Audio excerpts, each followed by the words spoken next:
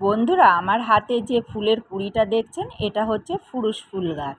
তো এই গাছটা আমি কিছুদিন আগেই প্রতিস্থাপন করেছিলাম, তবে কুঁড়ি চলে এসেছে।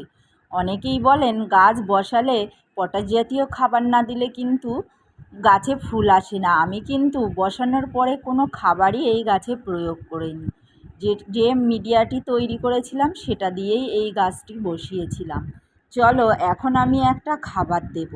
যে খাবারটি আমি দেব সেটা আপনাদেরকে দেখাচ্ছি, তবে তার আগে অবশ্যই আপনারা ঘাসগুলো, যদি গোড়ায় ঘাস থাকে অবশ্যই সেগুলো কিন্তু পরিষ্কার করে নেবেন, যেহেতু এখন বৃষ্টি হচ্ছে।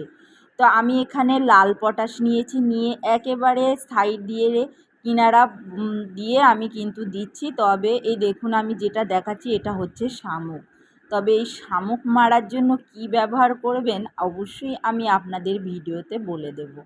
তো দেখুন এখানে আমি পটাশ দিয়েছি, দুটো গাছেই সাইড দিয়ে দিয়েছি। তবে আমি এখন খোঁড়াখুঁড়ি করিনি, কারণ এখন যেহেতু বৃষ্টি হচ্ছে।